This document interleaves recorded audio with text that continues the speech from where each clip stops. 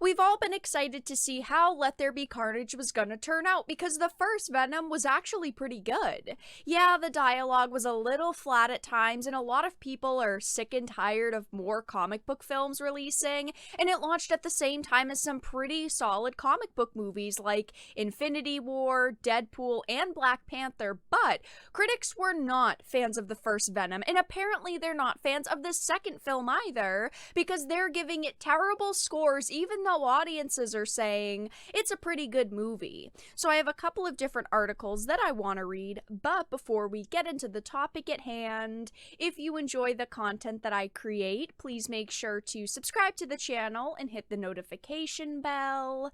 Follow me on social media like Twitter or mine so that you can see when my content is posted. And if you do really enjoy the videos and the live streams that I create, please consider becoming a Dark Titan via Patreon for just $1 a month or supporting via memberships. All of the links are in the description, and of course, I do really appreciate all of the support. So I want to start off with this Cosmic Book News article. It says Venom Let There Be Carnage Rotten Tomatoes score is in. I have a bunch of reviews I want to show. But it says the Venom Let There Be Carnage Rotten Tomatoes score is in, and the good news is that it's about double that of the first movie score, but the critics are still divided. With 79 reviews presently accounted for, the Let There Be Carnage Rotten Tomatoes score currently stands at a 59%, much better than the first movie's 30%. Now, while a lot of people were looking forward to Venom 2's release, I just feel like there was so little hype around it from the media and with things like ads online, which was already a bad sign, because if movie critics aren't really talking about it or aren't excited for it, it means they're probably not interested in its theme in general, leading to bad scores, and they're giving it pretty terrible scores right now. It says once again the critic score looks to be a lot different than the audience reaction, as the first Venom has an 81% favorable audience score, and while the Venom 2 audience score isn't available yet, early fans' reactions have been positive, and they are actually available now. Let's go over to the first Venom movie though. As you can see, it is a 30% critic score, which is definitely a pretty terrible rating. A lot of critics were not fans of this film. They just thought it was slow, boring, basically the same complaints they have with the second one now, but the audience score out of over 25,000 reviews is an 81%. I would agree on that rating. I thought that this movie was actually pretty good. Did I think it was amazing? No, I definitely didn't. I thought it had some problems, but I thought that it was a very solid movie. And now, Venom Let There Be Carnage is also sitting at pretty similar numbers. For the critics' score, it is sitting at a 59%, which is obviously much better than the 30% the 2018 Venom had, but it's still not amazing. We're going to read some of those reviews, but the audience score right now is sitting at an 86%, which is very similar to Venom from 2018. I have not seen Let There Be Carnage yet. I've read about it. Sounds like an okay movie. I'm definitely going to see it soon. But I wanted to read some of the critic reviews because they're just not that positive at all. A lot of people have a lot of very odd complaints about this film.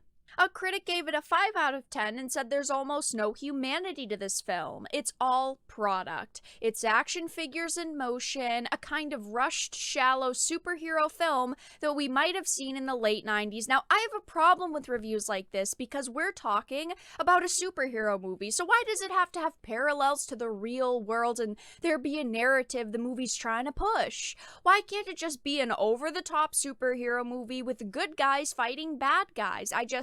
I personally don't watch superhero movies for all of the humanity in them most of the time, but scrolling down, someone said a colossal waste of talent in front of the camera and not exactly a resume builder behind it.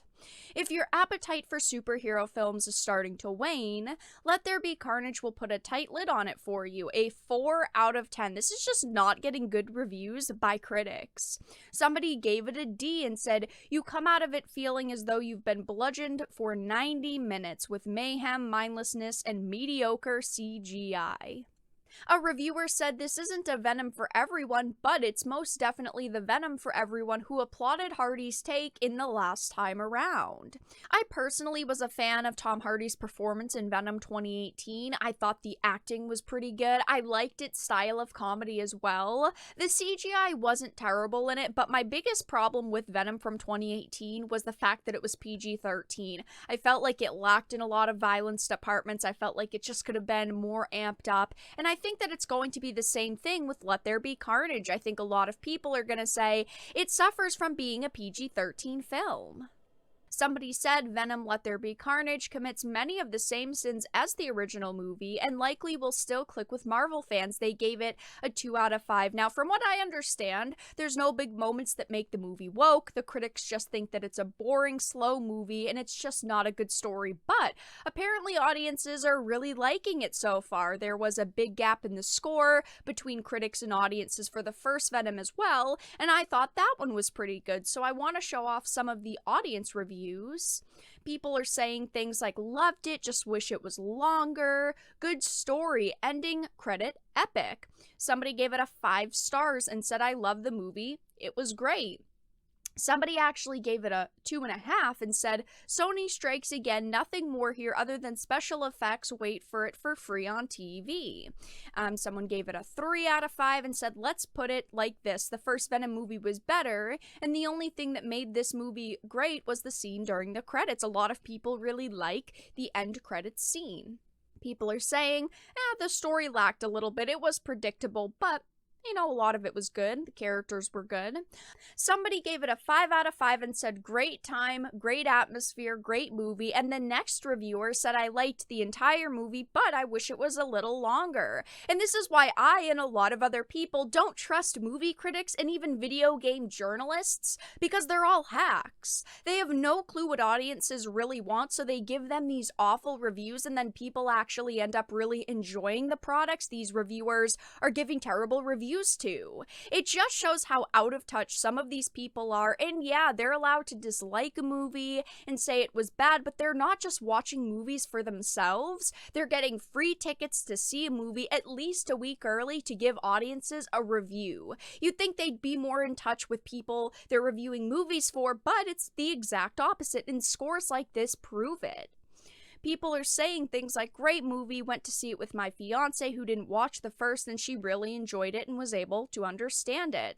Not to mention, very badass. Lots of people really, really like this film, saying it was really good. It could have been a little longer, the writing could have been a little bit better, but overall it was a pretty decent experience. I do agree, an hour and 37 minutes is pretty short. It should be probably 2 hours, but as long as the content that's there is good, that's what matters.